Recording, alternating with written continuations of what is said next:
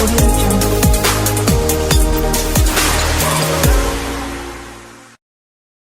Hello and welcome to Hope Tushant Yadav. This is Economy previous year question series and we are targeting UPSC Prelims 2021 examination and currently we are on lecture number 3.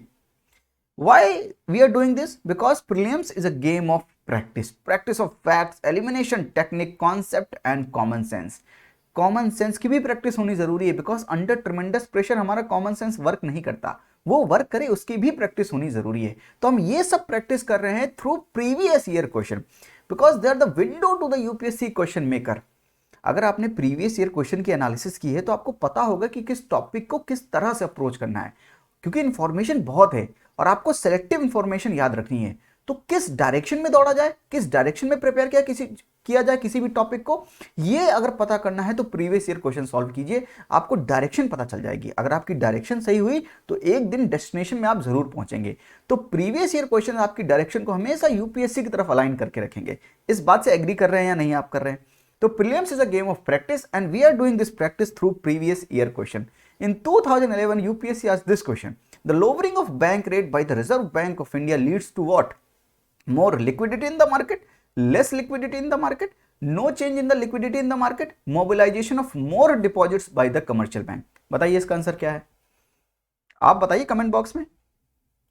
देखिए इस सवाल का जवाब आप ही बताएंगे. Let me make the base, मुझे आप base बनाने दीजिए, इसकी एनालिसिस मुझे करने दीजिए, इसका आंसर आप खुद बताएंगे.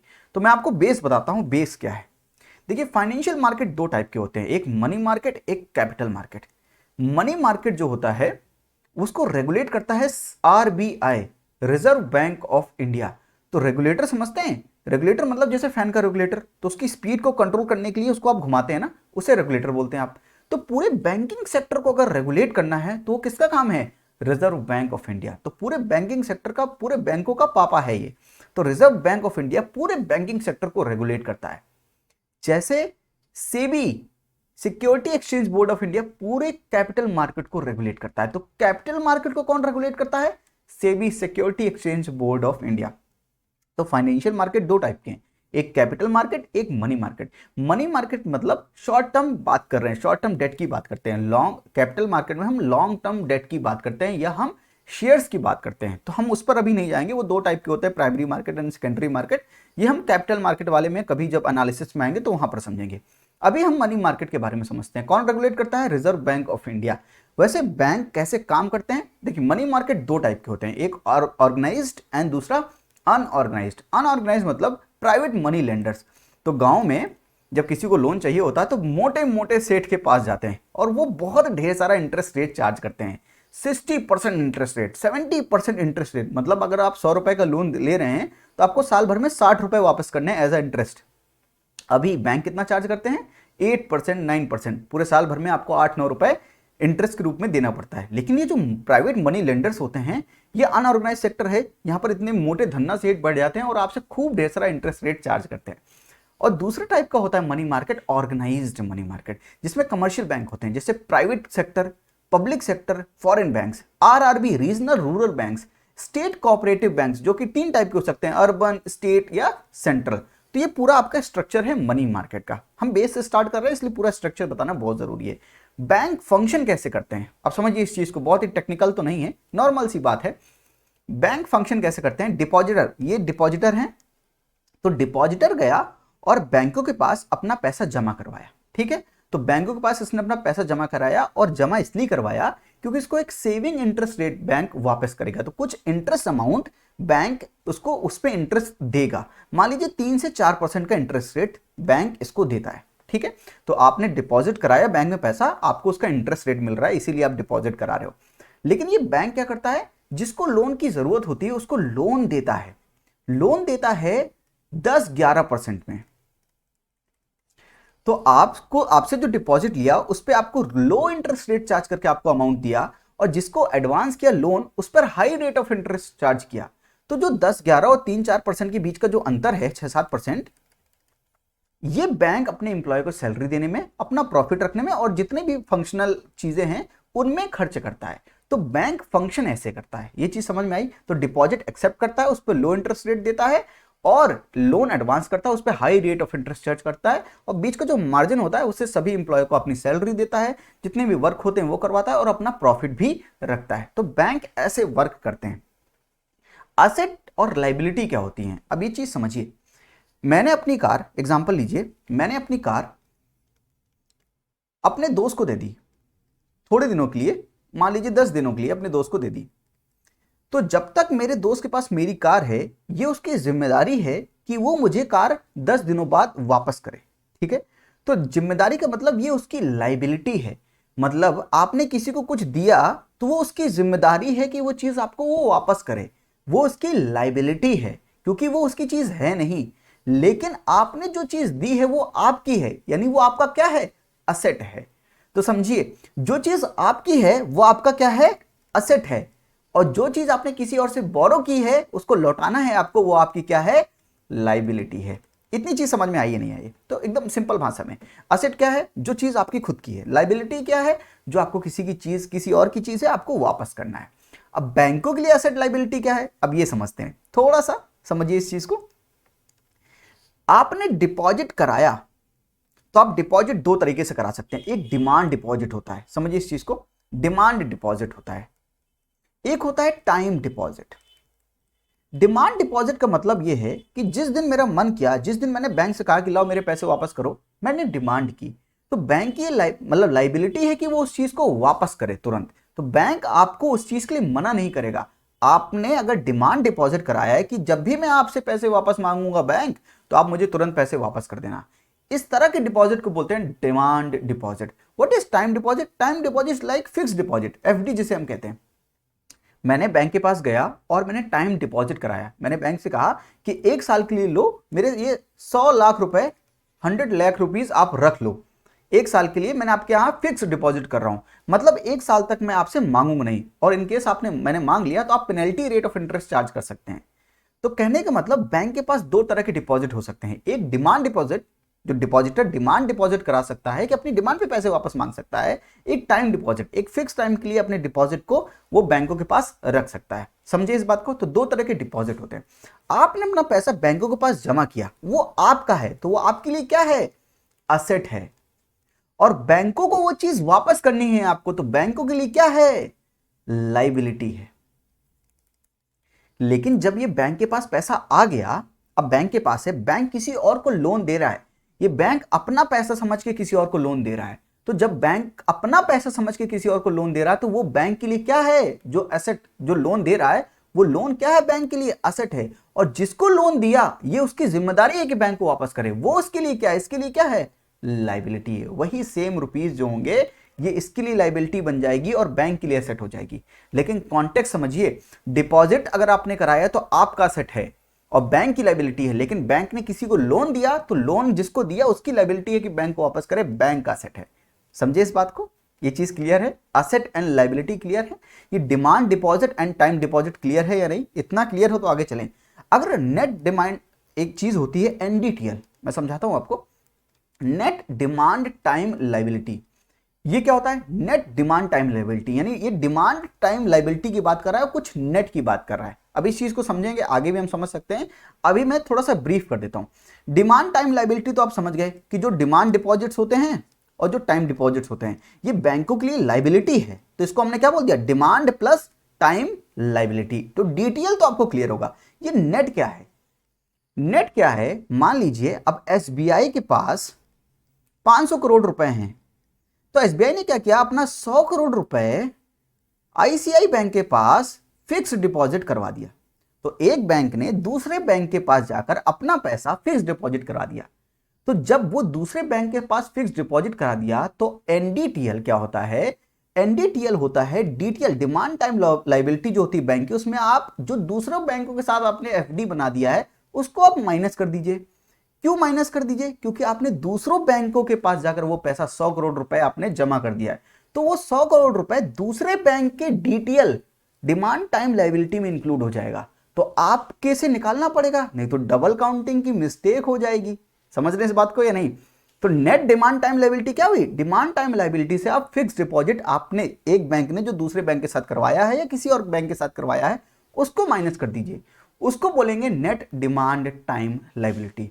तो ये चीजें समझ में आई आपको, एसेट समझ में आया, लायबिलिटी समझ में आई और एनडीटीएल समझ में आया। ये सारे यूज होने वाले हैं आगे, इसलिए मैं यहाँ पर समझा रहा हूँ, आगे भी समझा दूंगा, कोई दिक्कत नहीं है। आप आराम से शांति से बस समझिए। समझ आ रही है आपको चीजें? तो एसेट एंड लायबिलिटी समझ में आया आपको? बिल्कुल। आरबीआई जो होता है पूरे बैंकिंग सेक्टर को रेगुलेट करता है और आरबीआई के कई फंक्शन होते हैं। बैंकर टू बैंक होता है, बैंकों को अगर लोन चाहिए तो आरबीआई के पास जाता है। गवर्नमेंट का बैंक होता है, ठीक है। आरबीआई के कई फंक्शन होते हैं और उसमें एक इंपॉर्टेंट फंक्शन जो होता है वो होता है आरबीआई को मॉनेटरी पॉलिसी इंप्लीमेंट करनी होती है। ये मॉनेटरी पॉलिसी आपने बहुत सुनी है और एक कमिटी भी सुनी होगी जिसे हम एमपीसी कमिटी कहते हैं, monetary policy committee, MPC committee. ये मॉनेटरी पॉलिसी आरबीआई की है क्या?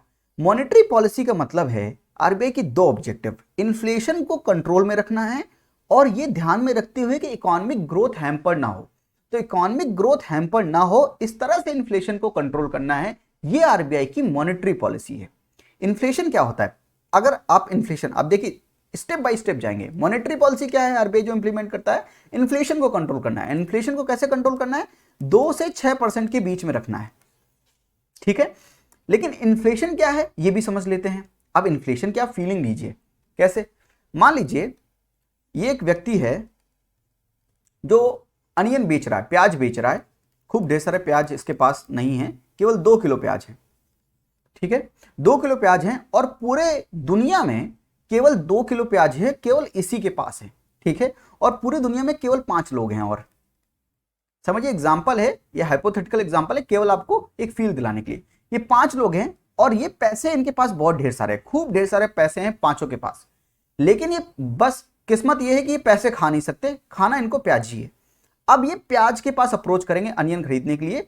तो ये पहले भाई साहब गए और अनियन वाले से पूछा कि भैया ये प्याज आपने कितने का दिया? तो उसने बोला भैया 10 रुपए किलो, यानी 20 रुपए के 2 किलो प्याज हैं। तो उसने कहा भैया बांध दो। लेकिन जब तक ये दूसरा आ जाता है, क्योंकि पैसे बहुत हैं और इसके पास सप्लाई कितनी है? केवल 2 केजी की। तो अनियन केवल 2 केजी है। तो दूसरा बंदा आके क्या कह रहा है कि रुकिए रुकिए, आपको 20 रुपए ये दे रहा है, मैं आपको 100 रुपए दूंगा, ये 2 केजी प्याज मुझे दे दीजिए।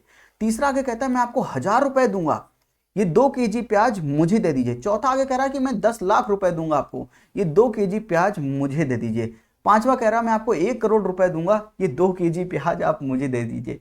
कहने का मतलब ये है कि क्या हो रहा है यहाँ पर, सप्लाई किसी भी सामान की उतनी ही है तो लोग डिमांड बहुत कर रहे हैं। क्यों डिमांड कर रहे हैं? क्योंकि उनके पास पैसे बहुत ढेर सारे हैं और बदकिस्मती ये है कि वो पैसे नहीं खा सकते, उनको खाना केवल प्याज ही है। इससे क्या हो रहा है? प्याज के दाम बढ़ रहे हैं।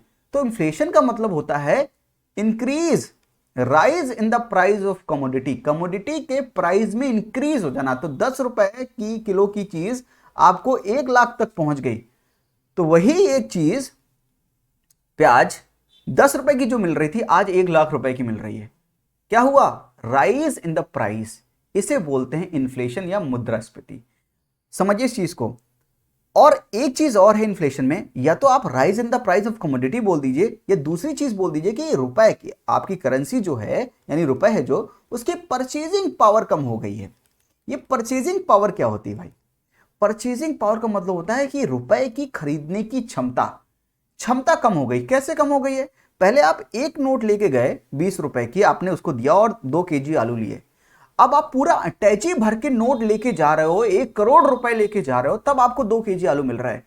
यानी इतने ढेर सारे पेज लेके जा रहे हो, 10-100 रुपए के आप वो लेके जा रहे हो नोट, और आपको अटैची भर नोट ले जाने के बाद भी आपको 2 केजी आलू मिल रहा है। यानी आपके रुपए की, आपकी करेंसी की खरीदने की क्षमता कम हो गई है। पहले एक नोट दिया, लाओ 2 केजी आलू, अब इतनी अटैची भर नोट दे रहे हो, फिर कह रहे हो लाओ 2 केजी आलू या 2 केजी प्याज। तो रुपए की खरीदने की क्षमता कम हो गई है। तो इन्फ्लेशन के 2 मतलब हैं, या तो कमोडिटी के प्राइस में इंक्रीज हो जाए या उसकी करेंसी की परचेजिंग पावर कम हो जाए। आपको 2 कॉन्सेप्ट समझ में आए या नहीं आए? कमेंट बॉक्स में लिखिए यस और नो। इन्फ्लेशन का क्या मतलब? या तो rise in price of commodity या डिक्रीज इन परचेजिंग पावर, खरीदने की क्षमता, purchasing power of currency. Inflation के 2 मतलब समझ में आए या नहीं आए? अब आरबीआई को इन्फ्लेशन कंट्रोल करना है, यानी प्राइसों के दाम ना बढ़े और या अपने करेंसी की परचेजिंग पावर कम ना हो। ठीक है, तो ये चीज समझ में आई। तो आरबीआई की जो मॉनेटरी पॉलिसी है, इन्फ्लेशन को कंट्रोल करना है और 2% से 6% के बीच में रखना है, यानी 6% से ऊपर भी नहीं जाने देना इन्फ्लेशन को, 2% से नीचे भी नहीं जाने देना। और ये काम करना है आरबीआई को इकोनॉमिक ग्रोथ को ध्यान में रखते हुए। ये आरबीआई की मॉनेटरी पॉलिसी है। और इस मॉनेटरी पॉलिसी के लिए, इस काम को करने के लिए आरबीआई के पास कुछ टूल्स है, हथियार है, जिसे हम बोलते हैं qualitative method and quantitative method. समझेंगे इस चीज को। Bank rate, CRR, SLR, repo, reverse repo, marginal standing facility, open market operation, rationing of credit, regulating loan for consumption purpose, variation in margin requirement, moral suasion and direct action। ये कुछ हथियार हैं, RBI के पास कुछ tools हैं अपनी monetary policy को implement करने के लिए। अब मॉनेटरी पॉलिसी को इंप्लीमेंट करना है यानी इन्फ्लेशन को कंट्रोल करना है। इन्फ्लेशन को कंट्रोल कैसे किया जाए, अगर ये समझ जाएंगे तो हम बाकी चीजें समझ जाएंगे। इन्फ्लेशन को कंट्रोल कैसे करना है, ये चीज समझिए। इन्फ्लेशन क्यों है भाई इतना ढेर सारा? अगर इन्फ्लेशन बहुत ज्यादा इंक्रीज हो रहा है तो क्यों इंक्रीज हो रहा है, पहले ये समझते हैं, है ना। इन्फ्लेशन डायरेक्ट कनेक्टेड है लिक्विडिटी से। लिक्विडिटी यानी तरलता, समझाता हूं। और लिक्विडिटी डायरेक्ट कनेक्टेड है डिमांड से, और डिमांड डायरेक्ट कनेक्टेड है इन्फ्लेशन से। अभी मैं समझाता हूं आपको, चिंता मत कीजिए।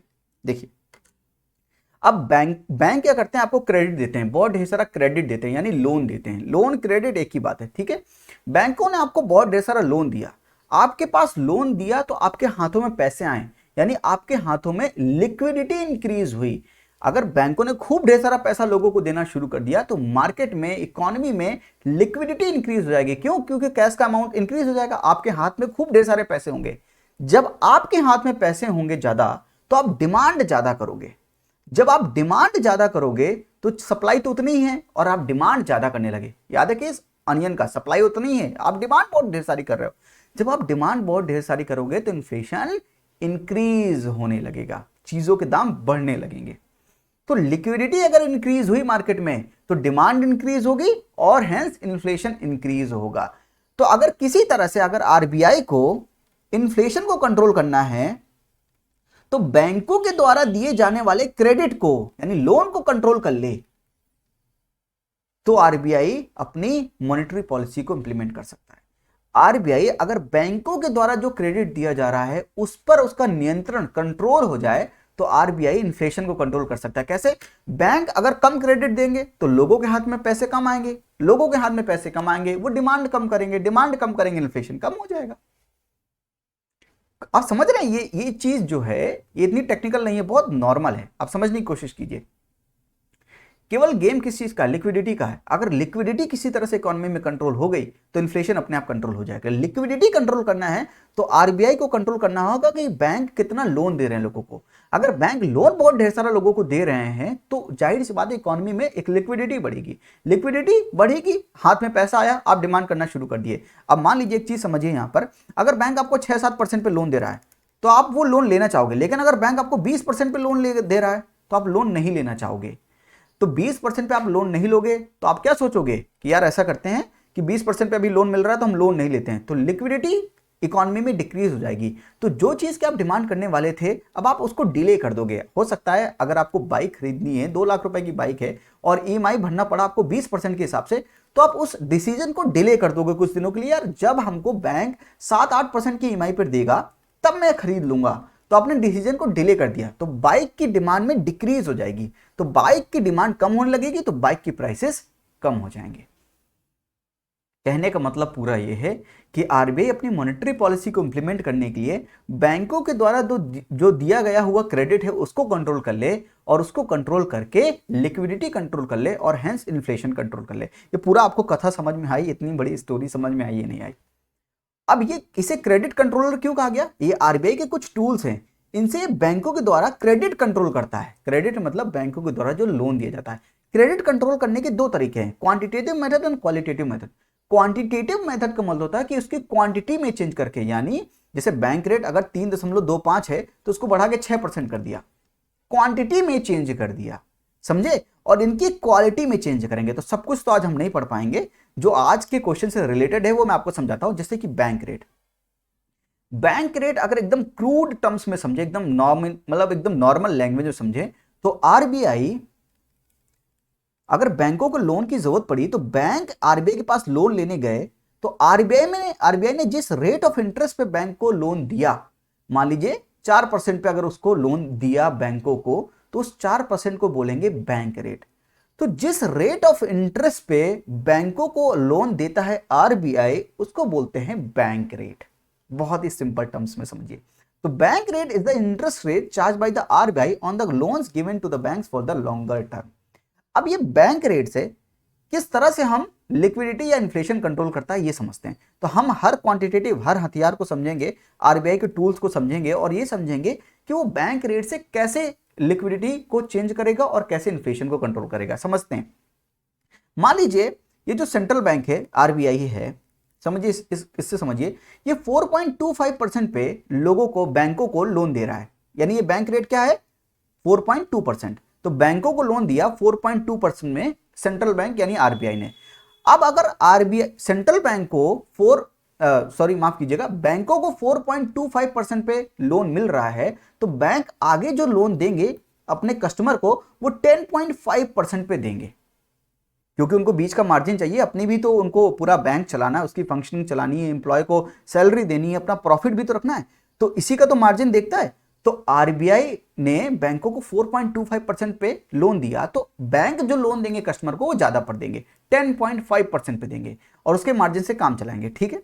अभी मान लीजिए 10.5% से लोगों को लोन मिल रहा है और लोग लोन ले रहे हैं। ठीक है, लोग लोन ले रहे हैं, इसकी वजह से लिक्विडिटी बहुत ज्यादा है मार्केट में और उसकी वजह से बहुत ढेर सारा इन्फ्लेशन बढ़ रहा है। इन्फ्लेशन 8% हो गया है। अब आरबीआई को इन्फ्लेशन कम करके 6% के नीचे लाना है, तो आरबीआई क्या करेगा? इस बैंक रेट को बढ़ा देगा, बैंक रेट को बढ़ाकर कर देगा 10%। एग्जाम्पल के तौर पे, बस फीलिंग दिलाने के लिए आपको, आरबीआई ने 10% पे बैंकों को लोन देना शुरू कर दिया। जब बैंक 10% पे लेंगे लोन, तो लोगों को, अपने कस्टमर को 18-19% पे लोन देंगे। 18-19% पे कोई कस्टमर लोन लेगा ही नहीं, इक्के दुक्के होंगे जो लोन लेना चाहेंगे। यानी लोग लोन कम लेंगे तो लोगों के हाथ में पैसे कम आएंगे, यानी लिक्विडिटी मार्केट में डिक्रीज हो जाएगी और इन्फ्लेशन नीचे आ जाएगा, इन्फ्लेशन डिक्रीज हो जाएगा। कंट्रोल हुआ इन्फ्लेशन, बैंक रेट को चेंज किया। तो किस तरह से आरबीआई ने बैंकों के द्वारा दिए जाने वाले क्रेडिट को कंट्रोल किया और कैसे लिक्विडिटी को कंट्रोल करके इन्फ्लेशन को कंट्रोल किया। समझ आई बात या नहीं? बहुत टेक्निकल नहीं है, इजी टर्म्स में समझिए, सब कुछ इजी टर्म्स में, नॉर्मल लैंग्वेज में समझने की कोशिश कीजिए, गारंटी है कि आपको सब कुछ समझ में आएगा। बैंक रेट, अगर यही चीज आप मान लीजिए कि मंदी चल रही है, मंदी मतलब कि कोई भी डिमांड नहीं है, मंदी मतलब होता है स्टैग्नेशन। अगर रिसेशन चल रहा है, स्टैग्नेशन चल रहा है, तो उसकी वजह से क्या होता है? कोई लोग डिमांड नहीं करते हैं। डिमांड नहीं कर रहे हैं, क्यों? क्योंकि लिक्विडिटी कम है मार्केट में। लिक्विडिटी मतलब उनके हाथ में पैसे कम है। तो मान लीजिए आरबीआई का काम क्या है? 2 से 6% में रखना इन्फ्लेशन, और रिसेशन की वजह से जो इन्फ्लेशन है वो 1% पे है। 1 से बढ़ाकर आरबीआई को 2% से ऊपर ले जाना है। इन्फ्लेशन बढ़ाना है, कैसे बढ़ाएगी? लोगों के हाथ में पैसे ज्यादा कर दे। पैसे कैसे ज्यादा कर दे? लिक्विडिटी मार्केट में बढ़ा दे। तो बैंक रेट क्या है? अभी 4.25% है। अगर बैंक रेट उसको कम करके 2% कर दे, तो जो 10 या 11% पे अभी हमको लोन मिल रहा था पब्लिक को, वो अब 7-8% पे मिलने लगेगा। तो लोग लोन ज्यादा लेने लगेंगे। लोग लोन ज्यादा लेंगे तो लिक्विडिटी मार्केट में बढ़ेगी, उनके हाथ में पैसे बढ़ेंगे तो वो डिमांड ज्यादा करेंगे और इन्फ्लेशन बढ़ने लगेगा। तो मैंने आपको दोनों तरीके समझा दिए कि अगर 2 से कम हो गया तो कैसे, क्या करना चाहेगा, और 6 से अगर ऊपर हो गया इन्फ्लेशन तो उसको डिक्रीज कैसे करना है। बैंक रेट इंक्रीज कीजिए, इन्फ्लेशन डिक्रीज कीजिए। तो बैंक रेट का कॉन्सेप्ट समझ में आया? इतनी चीज क्लियर हुई है नहीं? आगे बढ़ते हैं भाई। सेकंड जो उसका टूल है वो है CRR, कैश रिजर्व रेशियो।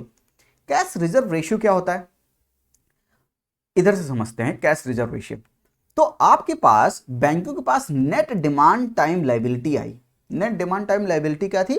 उनके पास कुछ डिमांड टाइम लायबिलिटी थी और जो उन्होंने किसी और के बैंक के पास अपना जो फिक्स डिपॉजिट करा दिया था उसको माइनस कर दिया था, और ये उनके पास बचा था नेट डिमांड टाइम लायबिलिटी। मान लीजिए 100 रुपए की नेट डिमांड या 10,000 रुपीज की नेट डिमांड टाइम लायबिलिटी आती है।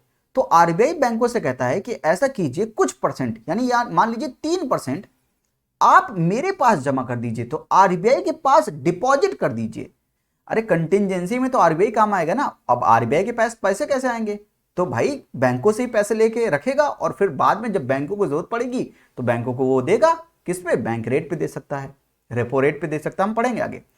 कैश रिजर्व रेशियो क्यों? क्योंकि आरबीआई अभी अपने पास कुछ अमाउंट रखना चाह रहा है, तो बैंकों से कह रहा है कि जो भी आपके पास एनडीटीएल है, उसका आप 3% मेरे पास डिपॉजिट कर दें। तो अगर आपके पास 10,000 रुपए एज अ एनडीटीएल आया तो आप 300 रुपए मेरे पास डिपॉजिट कर दें।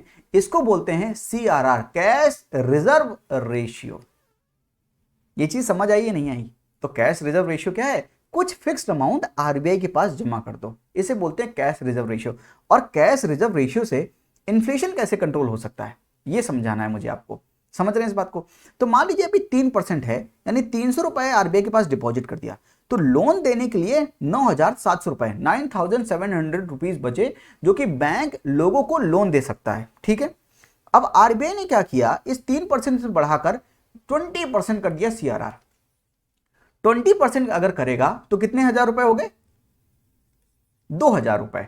2,000 रुपए आरबीआई को, बैंक्स को आरबीआई के पास रखने पड़ेंगे, यानी उसके पास कितने हजार रुपए बचे? सिर्फ 8,000 रुपए बचे।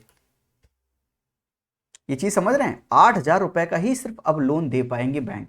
जब लोन लेंडिंग कैपेसिटी, अब यहां पर क्या हो रहा है, सीआरआर को बढ़ाने से बैंकों की जो लेंड करने की कैपेसिटी है वो डिक्रीज कर रहा है आरबीआई। तो आरबीआई ने बैंकों से ज्यादा अपने पास रखवा लिया। जब बैंकों से ज्यादा अपने पास रखवा लिया तो बैंकों के पास कम बचा लोगों को लोन देने के लिए। अब लोगों को लोन वो कम दे पाएगा तो लोगों के हाथ में पैसे कम आएंगे, यानी मार्केट में लिक्विडिटी डिक्रीज होगी, तो लोगों के हाथ में पैसे कम होंगे तो डिमांड कम करेंगे और इन्फ्लेशन डिक्रीज हो जाएगा। तो सीआरआर बढ़ा देगा तो इन्फ्लेशन डिक्रीज हो जाएगा।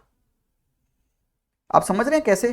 क्योंकि बैंकों की लेंडिंग कैपेसिटी, अब बैंकों के पास उतना कैश बचा ही नहीं। पहले 9,700 था, अब 8,000 रुपए ही है। तो बैंकों की लेंड करने की कैपेसिटी कम करती, तो बैंक लेंड ही नहीं कर पाएंगे तो लोगों के हाथ में पैसे कैसे आएंगे? लिक्विडिटी कैसे इंक्रीज होगी मार्केट में? जब लिक्विडिटी इंक्रीज नहीं होगी, लोगों के हाथ में पैसे नहीं होंगे, तो लोग डिमांड नहीं करेंगे, डिमांड नहीं करेंगे तो इन्फ्लेशन डिक्रीज हो जाएगा। Common sense.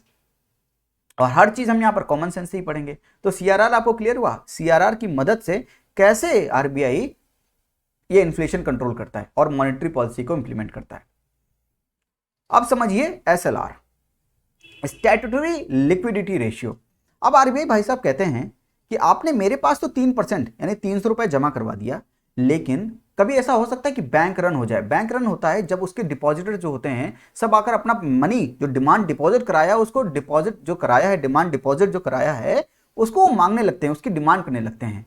तो बैंक, आरबीआई कहता है बैंकों को एक सेफ रहने के लिए, तो आरबीआई कहता है बैंकों से कि कुछ अमाउंट यार अपने पास भी रख लो, कुछ अमाउंट अपने पास भी रख लो। यानी आरबीआई क्या कह रहा है कि 18% जो है, जितना भी आपके पास एनडीटीएल आ रहा है, नेट डिमांड टाइम लायबिलिटी आ रही है, नेट डिमांड टाइम लायबिलिटी आ रही है, उसका 18% क्या करो, अपने पास रख लो। किसमें? या तो गोल्ड में रख लो, या तो कैश में रख लो, या तो गवर्नमेंट सिक्योरिटीज में रख लो, जिसे हम बॉन्ड्स बोलते हैं। तो आरबीआई बैंकों को कह रहा है कि आपने 3% तो मेरे पास, 300 रुपए मेरे पास रख दिया है, अब आप क्या कीजिए, 18% 1,800 रुपए अपने पास ही रख लीजिए, इसको लोन में मत दीजिए, अपने पास रखिए। और कैसे रखिए? या तो गोल्ड में रखिए, या तो गवर्नमेंट सिक्योरिटीज में रखिए, या तो कैश में रखिए। इस चीज को बोलते हैं स्टैट्यूटरी लिक्विडिटी रेशियो, एसएलआर। तो आरबीआई सेफ साइड रहने के लिए कि कभी आपके ऐसा ना हो कि आपके डिपॉजिटर्स आके आपसे बहुत ढेर सारा मनी डिपॉजिट करने मांगने लगे और उनको पता चले कि आपके पास उतना कैश है ही नहीं, आपने सब कुछ लोन में दे दिया है। तो कुछ अमाउंट अपने पास रखिए कि जब वो अपना डिमांड डिपॉजिट मांगने आए तो आप उनको वापस कर सके, इसे हम बोलते हैं एसएलआर। तो 18% 1,800 रुपए या तो आप गवर्नमेंट सिक्योरिटीज में रखिए, या तो आप बॉन्ड्स में रखिए, या एक ही बात हुई, या तो गोल्ड में रखिए या तो कैश में रखिए, तीन चीजों में आप रख सकते हैं। अब आरबीआई एसएलआर को कंट्रोल करके इन्फ्लेशन कैसे कंट्रोल करेगा? अब 18% को अगर वो बढ़ाकर मान लीजिए 40% कर दे, यानी पहले 10,000 का 1,800 रुपए अपने पास ऐसे रखता था, तो अभी लेंड कितना कर सकता था? 8200 रुपए, और 300 और हटा दीजिए जो हम हटा रहे थे, किसका? कैश रिजर्व रेशियो, तो केवल उतना अमाउंट बचेगा। लेकिन अगर एसएलआर बढ़ा देंगे तो बैंकों को अपने पास ज्यादा रुपए as cash, gold, government securities में रखना पड़ेगा, तो उनको जो लोन दे सकेंगे वो अमाउंट कम हो जाएगा। तो आरबीआई अगेन क्या कर रहा है? एसएलआर के थ्रू बैंकों की लेंडिंग कैपेसिटी को डिक्रीज कर रहा है। और जैसे ही उनकी लेंडिंग कैपेसिटी डिक्रीज होगी, वो अमाउंट उनके पास होगा नहीं लेंड करने के लिए, तो लिक्विडिटी मार्केट में डिक्रीज होगी, लोगों के हाथ में पैसे कम होंगे, वो डिमांड कम करेंगे, तो इन्फ्लेशन कंट्रोल हो जाएगा। बोलो सियावर रामचंद्र की जय। कथा समाप्त। ऐसा नहीं, अभी और है। तो एसएलआर अगर आपने बढ़ा दिया तो इन्फ्लेशन आपने डिक्रीज कर दिया, कम कर लिया। जस्ट उल्टा कर दीजिए, आप एसएलआर डिक्रीज कर दीजिए, आप इन्फ्लेशन इंक्रीज कर लेंगे। ये कॉन्सेप्ट समझ में आ रहा है या नहीं? तो बेसिकली मेरा कहने का मतलब है कि सीआरआर और एसएलआर के द्वारा बैंकों की लेंडिंग कैपेसिटी आरबीआई ने डिक्रीज कर दी, इसलिए इन्फ्लेशन को कंट्रोल कर लिया, लिक्विडिटी को कंट्रोल कर लिया। इसलिए ये चीजें समझ में आ रही हैं या नहीं आ रही? और ये सब का कनेक्शन आगे है, इसलिए मैं आपको धीरे धीरे पूरा बेस बना रहा हूं आपका। एसएलआर, सीआरआर और बैंक रेट, तीन चीजें क्लियर हुई या नहीं आपको? अब समझते हैं रेपो रेट। बहुत ज्यादा टेक्निकल नहीं, बहुत ही क्रूड टर्म्स में समझेंगे, लेमन टर्म्स में। बैंकों को जब लोन चाहिए होता है आरबीआई से तो वो बैंक रेट पे भी ले सकते हैं और वो रेपो रेट पर भी ले सकते हैं। अब समझिए, रेपो का मतलब होता है, आरई का मतलब होता है री, और पीओ का मतलब होता है परचेज, रीपर्चेज रेट। अब ये क्या होता है समझते हैं। बैंकों को जरूरत है लोन की, तो बैंक गए आरबीआई के पास कि हमें लोन चाहिए, तो आरबीआई ने कहा कि कुछ रेट ऑफ इंटरेस्ट चार्ज करूंगा तब मैं आपको लोन दूंगा। वो जो रेट ऑफ इंटरेस्ट चार्ज कर रहा है उसको बोलते हैं रेपो रेट। तो वहां पर बोलते थे बैंक रेट, यहां पर कंडीशन अलग है। क्या कंडीशन अलग है ये समझते हैं। बैंकों को लोन चाहिए, तो अब बैंकों को जो लोन दे रहा है आरबीआई वो रेपो रेट में दे रहा है, लेकिन इस समय पर इस कंडीशन में बैंकों से कुछ वो कोलेट्रल रख रहा है। तो आरबीआई कह रहा है कि आपको लोन चाहिए, ठीक है, आप मेरे पास कुछ सिक्योरिटी के रूप में, कोलेट्रल के रूप में कुछ रखिए। तो बैंकों के पास जो गवर्नमेंट सिक्योरिटीज होती हैं, जिसे हम बॉन्ड कहते हैं, वो बैंकों ने आरबीआई के पास एज अ कोलेट्रल रख दिया और ये वादा किया कि जिस दिन मैं आपका लोन आपके इंटरेस्ट के साथ वापस करूंगा, मैं ये बॉन्ड को रीपर्चेज कर लूंगा। समझे आप इस बात को? तो बैंकों को लोन चाहिए, आरबीआई के पास गए, उन्होंने अपना कहा कि मुझे लोन चाहिए, तो आरबीआई ने कहा कि ऐसा ऐसा कीजिए, कुछ सिक्योरिटी के रूप में मेरे पास रखिए। तो बैंकों ने कहा कि ये रहे बॉन्ड, गवर्नमेंट सिक्योरिटीज, जीसेक आप रख लीजिए और मुझे लोन दे दीजिए। आप रेपो रेट पे लोन देना चाह रहे हैं, रेपो रेट पे लोन दे दीजिए, और मैं आपसे वादा करता हूं कि जिस दिन मैं आपको लोन वापस करूंगा इंटरेस्ट के साथ, उस दिन मैं ये बॉन्ड आपसे रीपर्चेज कर लूंगा। इसलिए इस रेट को बोला गया, इंटरेस्ट रेट को, रेपो रेट। ये क्लियर हुई बात या नहीं? रेपो रेट समझ में आया? क्या अंतर है? यहां पर government securities as a collateral रख रहा है बैंक, और ये प्रॉमिस कर रहा है कि जब मैं ये लोन वापस करूंगा इंटरेस्ट के साथ, मैं आपको से ये जो गवर्नमेंट सिक्योरिटीज है रीपर्चेज कर लूंगा। इतनी बात क्लियर हुई नहीं? अब ये रेपो रेट से इन्फ्लेशन कैसे कंट्रोल करेगा आरबीआई? कमेंट बॉक्स में आप बताइए। इतनी कहानी मैंने आपको बता दी है, अब तो ये बता लीजिए, अगर इन्फ्लेशन डिक्रीज करना है, बहुत ढेर सारा मार्केट में इन्फ्लेशन है, इन्फ्लेशन को डिक्रीज करना है तो कैसे करे? आरबीआई रेपो रेट के साथ क्या करे? मान लीजिए अभी रेपो रेट 4% है, अब इस रेपो रेट को बढ़ा दे या घटा दे, क्या करे ताकि इन्फ्लेशन कंट्रोल कर सके, इन्फ्लेशन डिक्रीज कर सके, क्योंकि मार्केट में बहुत, इकोनॉमी में बहुत ढेर सारा इन्फ्लेशन है। भाई इसका आंसर यह है कि आरबीआई जब लोन 4% में बैंकों को दे रहा था, तो बैंक जो दे रहे थे अपने कस्टमर को 10-11% में दे रहे थे। अब आरबीआई ने रेपो रेट को बढ़ाकर 8% कर दिया, तो बैंक अपने कस्टमर को लोन देंगे 15% पे। जब 15% पे बैंक लोन देंगे तो लोग लोन लेना नहीं चाहेंगे, इसीलिए मार्केट में लिक्विडिटी कम हो जाएगी। लिक्विडिटी जैसे ही कम होगी, यानी लोगों के हाथ में कैश कम है, कैश कम है तो लोग डिमांड कम करेंगे, और डिमांड कम करेंगे तो चीजों के दाम गिर जाएंगे, यानी इन्फ्लेशन डिक्रीज हो जाएगा। तो रेपो रेट को बढ़ा दें तो इन्फ्लेशन को घटा सकते हैं। एक फॉर्मूला आप दिख रहे होंगे, ट्रेंड आप देख रहे होंगे कि किसी भी चीज को, बैंक रेट हो या एसएलआर हो, सीआरआर हो या रेपो रेट हो, सबको बढ़ा दो अगर इन्फ्लेशन डिक्रीज करना है। Just inverse relation. ये चीज समझ में आई? रेपो रेट समझ में आया? अब रिवर्स रेपो रेट समझते हैं। रिवर्स रेपो रेट जस्ट इसका रिवर्स है। यहां पर बैंक लोन लेने आए थे आरबीआई से, लेकिन रिवर्स रेपो रेट में, यहीं पर समझ लेते हैं, रिवर्स रेपो रेट में आरबीआई क्या कहेगा बैंकों से कि मुझे लोन चाहिए। क्यों ऐसा कर रहा है आरबीआई? आरबीआई लिक्विडिटी कम करना चाहता है मार्केट से। मार्केट से लिक्विडिटी कम करना है तो बैंकों की लोन देने की कैपेसिटी को डिक्रीज करना होगा, लेंडिंग कैपेसिटी को डिक्रीज करना होगा। तो आरबीआई क्या करेगा, बैंकों से उनके पास जो अमाउंट है वो लोन में ले लेगा। लोन में ले लेगा तो बैंकों के पास कम पैसे, कम अमाउंट बचेगा लोगों को देने के लिए। तो आरबीआई ये कर रहा है। तो आरबीआई क्या करेगा, बैंकों से कहेगा कि यार ऐसा है, मुझे लोन की जरूरत है, मुझे लोन दे दो। तो बैंकों ने आरबीआई को लोन दे दिया, और जिस रेट ऑफ इंटरेस्ट पे लोन दिया उसको बोलते हैं रिवर्स रेपो रेट। तो जिस रेट ऑफ इंटरेस्ट पे दिया उसको बोलते हैं रिवर्स रेपो रेट। तो आरबीआई ने क्या किया, एज अ कोलेट्रल, तो बैंकों ने कहा कि अब आप सिक्योरिटी निकालिए भाई, अभी तक हम सिक्योरिटी दे रहे थे, तो आरबीआई ने कहा ठीक है, आरबीआई ने गवर्नमेंट सिक्योरिटीज, आरबीआई क्या देगा, इनको एज अ कोलेटर देगा और ये वादा करेगा कि जब मैं लोन आपको वापस करूंगा इंटरेस्ट के साथ, रिवर्स रेपो रेट में जो इंटरेस्ट लगा है, इंटरेस्ट पेमेंट के साथ, ये जी से गवर्नमेंट सिक्योरिटीज मैं रीपर्चेज कर लूंगा आपसे बैंक। सेम चीज जस्ट उल्टा, इसको बोलते हैं रिवर्स रेपो। रेपो मतलब repurchase rate, reverse repo rate. आपको रेपो रेट और रिवर्स रेपो रेट समझ में आया? अब रिवर्स रेपो रेट और रेपो रेट अगर समझ में आया, एक डायग्राम से भी समझ लेते हैं। यहां पर समझिए, जब रेपो रेट 4.25% था, मान लीजिए ये तो 4% मान लीजिए, अभी रेपो रेट अगर 4% है तो आरबीआई 4% में बैंकों को देता है, बैंक 9-10% करके, 10-11% करके पब्लिक को देती है। यानी यही छोटा सा जो बॉम्ब है, इसको बड़ा बॉम्ब बना के पब्लिक को देती है, यही करती है ना। लेकिन अगर आरबीआई अपना बम बड़ा कर देगा तो ये और बड़ा करके बम देंगे, इतना बड़ा बम पब्लिक ले ही नहीं पाएगी। उससे क्या होगा, मार्केट में लिक्विडिटी कम हो जाएगी और इन्फ्लेशन कंट्रोल हो जाएगा। जस्ट फॉर एग्जांपल, ये इसलिए मैं आपको समझा रहा हूं।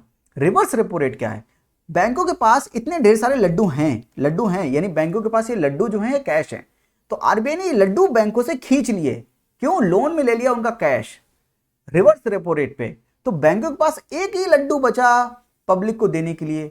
जब बैंकों के पास अमाउंट कम है पब्लिक को देने के लिए, तो पब्लिक के पास जो पैसे जाएंगे वो लेंड ही नहीं कर पाएगा उतना, तो पब्लिक के पास कम अमाउंट जाएगा, यानी मार्केट में लिक्विडिटी कम हो जाएगी और हेंस डिमांड वो कम करेंगे और इन्फ्लेशन कंट्रोल हो जाएगा।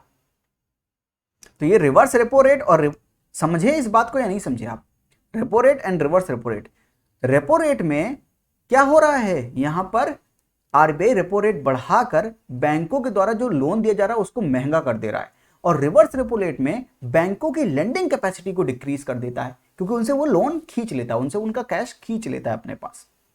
रिवर्स रेपो रेट क्लियर है नहीं? सेम चीज यहां पर लिखिए, आप इसको देख सकते हैं कैसे लिक्विडिटी को बढ़ाते हैं और डिक्रीज करते हैं, जो चीज मैंने आपको समझाई है। ये ओपन मार्केट ऑपरेशन क्या है, देखिए सेम चीज है, repo rate and reverse repo rate जो आपने समझा है यही ओपन मार्केट ऑपरेशन है। पर अंतर क्या है ये समझते हैं। जब बैंकों की जरूरत है लोन की तो बैंक आरबीआई के पास अप्रोच करते हैं, ठीक है, तब वो बैंकों को जिस रेट पे लोन मिलता है उसे बोलते हैं रेपो रेट। लेकिन कभी कभी आरबीआई क्या करता है, ओपन मार्केट ऑपरेशन करता है। ओपन मार्केट ऑपरेशन का मतलब क्या है, पंडाल लगा के बैठ जाता है, गवर्नमेंट सिक्योरिटीज खूब ढेर सारी लेके बैठ जाता है और क्या कहता है, सभी बैंकों को इन्वाइट करता है कि आइए और मुझसे गवर्नमेंट सिक्योरिटीज परचेज कीजिए। क्यों परचेज कीजिए? मान लीजिए लिक्विडिटी बहुत ढेर सारी है मार्केट में, लिक्विडिटी बहुत ढेर सारी होने की वजह से मार्केट में बहुत ढेर सारा इन्फ्लेशन है। अब इन्फ्लेशन डिक्रीज करना है यानी लिक्विडिटी को कम करना है, लिक्विडिटी को कम करना है यानी बैंकों के द्वारा जो क्रेडिट दिया जा रहा है उसको कम करना है। तो बैंकों के हाथ से क्रेडिट कम करना है तो बैंकों की लेंडिंग कैपेसिटी कम कर दो, बैंकों के हाथ से कैश खींच लो। कैश कैसे खींचोगे? आरबीआई रिवर्स रेपो रेट पे क्या करेगा, बैंक को कहेगा ये जीसेक आप ले लो मेरे से और मुझे अपना लोन दे दो रिवर्स रेपो रेट पे, और गवर्नमेंट सिक्योरिटीज किसको दे देगा, बैंकों को दे देगा। तो ये कर सकता है लिक्विडिटी को कंट्रोल करने के लिए और इन्फ्लेशन कंट्रोल करने के लिए, और जस्ट उल्टा भी कर सकता है। रिसेशन हुआ तो इन्फ्लेशन इंक्रीज करने के लिए क्या कर सकता है, अपने जीसेक तो बैंकों से कहेगा अपने गवर्नमेंट सिक्योरिटीज लाके मेरे पास रखिए और मुझसे लोन लेके जाइए, मैं आपको सभी को लोन दे रहा हूं। क्यों? क्योंकि मार्केट में लिक्विडिटी बढ़ानी है, तो बैंकों के पास खूब ढेर सारा लोन दे दो, बैंकों को चीप लोन दे दो, तो बैंक और चीपर लोन किसको दे देंगे, पब्लिक को देंगे, और हैंस लिक्विडिटी इंक्रीज हो जाएगी और इन्फ्लेशन इंक्रीज हो जाएगा। Open market operation, open market का मतलब कि आरबीआई पंडाल लगा के बैठ गया और कहा कि मेरे से लोन लो या मुझे लोन दो। Sale and purchase of government securities, open market operations are conducted by the central bank of the country from time to time, which under which it keeps on buying government securities from the bank, financial institutions, and also keep on selling to the bank and financial institution. तो bye कर रहा है या cell कर रहा है government securities की according to situation की इन्फ्लेशन को कैसे कंट्रोल करना है, इसे बोलते हैं ओपन मार्केट ऑपरेशन। अंतर क्या है, जब ये आरबीआई डेलिबरेटली काम करता है तो इसको बोलते हैं ओपन मार्केट ऑपरेशन, लेकिन जब बैंकों को जरूरत होती है वो बैंक आरबीआई के पास अप्रोच करते हैं, उसे बोलते हैं रेपो रेट या रिवर्स रेपो रेट। समझे इस बात को या नहीं? इतनी बात क्लियर हुई है नहीं? ठीक है, ओपन मार्केट ऑपरेशन समझ में आया?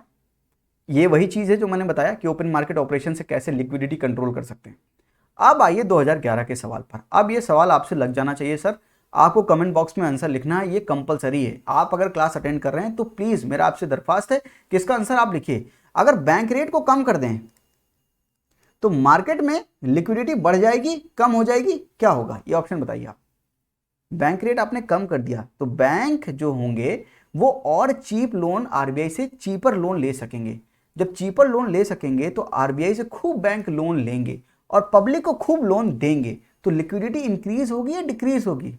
इंक्रीज होगी। जिन्होंने ए ऑप्शन लगाया है आप बहुत मस्त लोग हैं, आंसर आपका एकदम करेक्ट है, आपके बेसिक्स स्ट्रांग हो रहे हैं, ये आंसर मैंने लगा दिया।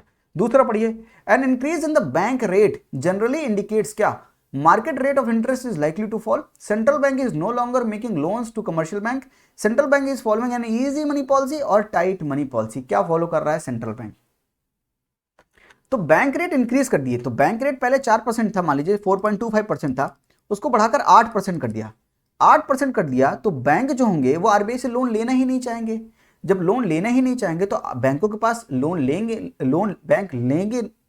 बैंक लोन लेंगे नहीं तो बैंकों के हाथ में पैसे कम होंगे, तो बैंक पब्लिक को कम दे पाएगी, तो लिक्विडिटी डिक्रीज होगी और इन्फ्लेशन कंट्रोल हो जाएगा।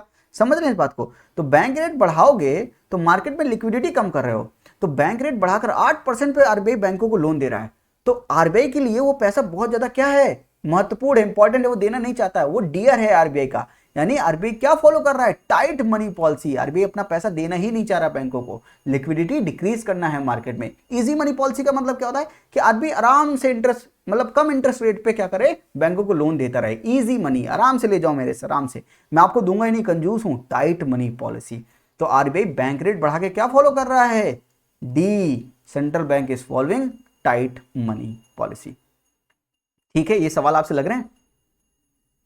इन the context of Indian economy 2013 UPSC ask open market operation क्या होते हैं? Borrowing by the schedule bank from the RBI, lending of commercial bank to industries and trade, purchase and sale of government securities by the RBI, none of the above.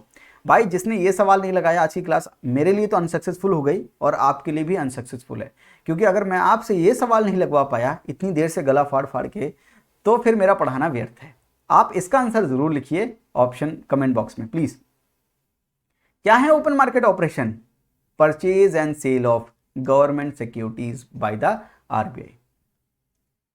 तो आज का session आपको कैसा लगा comment box में जरूर बताइएगा। ये मेरा चैनल है, अगर आपको अच्छे लग रहे हैं लेक्चर्स तो सब्सक्राइब जरूर कीजिएगा, लाइक कीजिएगा वीडियोस को। आप लाइक करेंगे, शेयर करेंगे तो लोगों तक ये वीडियोस पहुंचेगी और उन तक भी पहुंच पाएगी जिनको वाकई में इस चीज़ की ज़रूरत है। हो सकता है आपको ये सब चीज़ें आती हों, पर ऐसे बहुत से लोग हैं जिनके लिए एजुकेशन बहुत ही ज़्यादा अफोर्डेबल नहीं है, बहुत ढेर सारा पैसे चार्ज करते हैं कोचिंग सेंटर्स, और उनको वो चीज़ें लेने में बहुत दिक्कत होती है क्योंकि वो उस बैकग्राउंड से नहीं, इतने स्ट्रांग नहीं है फाइनेंशियली। उन तक आप ये वीडियोस पहुंचाने का काम कर सकते हैं, शेयर करके, लाइक करके। सब्सक्राइब जरूर कीजिएगा चैनल को। अगर मुझसे कनेक्ट होना चाहते हैं तो टेलीग्राम, इंस्टाग्राम, फेसबुक पर हो सकते हैं। अगर आपको वीडियोस अच्छी लग रही है तो ही शेयर कीजिएगा, मेरा केवल सजेशन आपको ये है। और किसी ने दरख्वास्त की थी कि भाई नंबर ऑफ आप क्वेश्चंस बढ़ा दीजिए, तो मैंने कोशिश की है नंबर ऑफ क्वेश्चंस बढ़ाने की, साथ में एक एनालिसिस, एक बेसिक स्ट्रक्चर भी देने की मैंने पूरी कोशिश की है। आपको ये लेक्चर कैसा लगा कमेंट बॉक्स में जरूर बताइएगा। तो आज के लिए इतना ही, थैंक यू, नमस्ते, जय हिंद।